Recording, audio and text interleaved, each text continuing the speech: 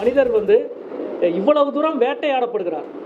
இங்கேருந்து அசாமுக்கு இந்தியாவுடைய கிழக்கு கடைசிக்கு ட்ரான்ஸ்ஃபர் பண்ண போகிறாரு. அங்கேருந்து இந்தியாவின் மேற்கு கடைசி கோவாவுக்கு ட்ரான்ஸ்ஃபர் பண்ண போகிறாரு. நீதிமன்ற தலையிட்டு சென்னைக்கு வருது. திருப்பி இங்கேருந்து டெல்லிக்கு ட்ரான்ஸ்ஃபர் பண்ண போகிறாரு. இப்போ நீங்கள் வந்து நோட்டீஸ் ஏஎஸ்ஐயின் போன மாதம் 21ஆம் தேதி நோட்டீஸ் கொடுத்த பிறகு மீண்டும் வந்து நொய்டாவுக்கு ட்ரான்ஸ்ஃபர் பண்ண போகிறாரு. இது வெறும் இடமாற்றம் மட்டுமல்ல, எவ்வளவு மன அழுத்தத்தை ஒரு அதிகாரிக்கு கொடுக்கும். இவ்வளவு தூரம் நடவடிக்கை எடுக்கப்பட்டாலும் கூட நான் கண்டறிந்த உண்மைக்குத்தான் நான் விசுவாசமாக இருப்பேனே தவிர அதை மாற்றச் சொன்னால் நான் செய்ய மாட்டேன், அது ஒரு குற்றம் அப்படின்னு இருக்காரு. அது மிக மிக முக்கியமான வார்த்தை. அந்த கருத்து எங்கே இருந்து வருது?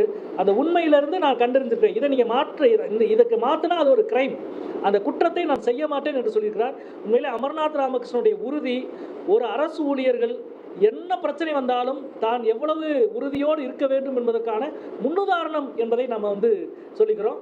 அதே போல் இன்றைக்கு வந்து ஸ்ரீராமன் அவர்களை வைத்து அறிக்கை எழுதுவதற்கு நடக்கிற முயற்சி என்பது திட்டமிட்ட ஒரு தமிழ்நாடு விரோத நடவடிக்கை. இல்லைன்னா அவர் ரிட்டையர்ட் ஆகிட்டார். அவர் அறிக்கையை அவர் வந்து 2017ஆம் ஆண்டு வெறும் 10 குழிகள் மட்டுமே தோண்டினார். அதில் ஒரு குழி கூட தாய் நிலம் வெர்ஜின் சாயில் வரைக்கும் தோண்டலை. ஆனால் நம்முடைய மதுரை ஊடக நண்பர்களுக்கு தான் அவர் பத்திரிகையாளர் குறிப்பு வெளியிட்டார். இன்னும் அதனுடைய நகல் எங்கிட்ட இருக்குது. கீழடியில் தொடர்ச்சியான கட்டுமானமோ தொடர்ச்சியான அகழாய்வுகளோ இதோ இல்லாதனால் அகழாய்வு நடத்த வேண்டிய அவசியம் இல்லை, எனவே ஏஎஸ்ஐ அகழாய்வை விட்டு வெளியேறுகிறது என்ற அறிக்கை கொடுத்துட்டு போனவர். வெளியேறதுக்கு சொல்லிட்டு போனவர்கிட்ட இப்போ கூப்பிட்டு அறிக்கை கேட்குறாங்க.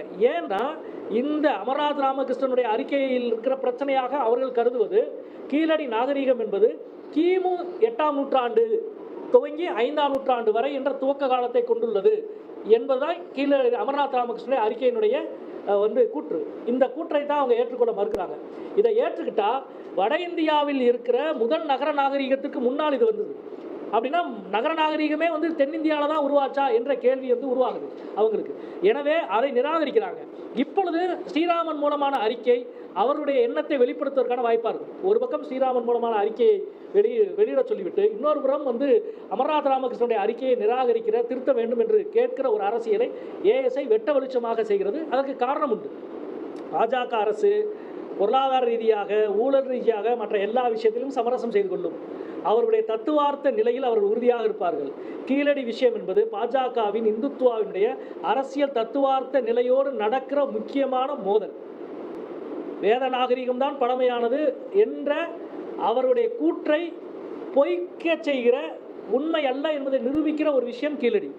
எனவே தான் கீழடி உண்மைக்கு எதிராக இவ்வளவு போராடி கொண்டிருக்கிறார்கள். இந்த போராட்டம் எளிதில் முடிய போவதும் இல்லை.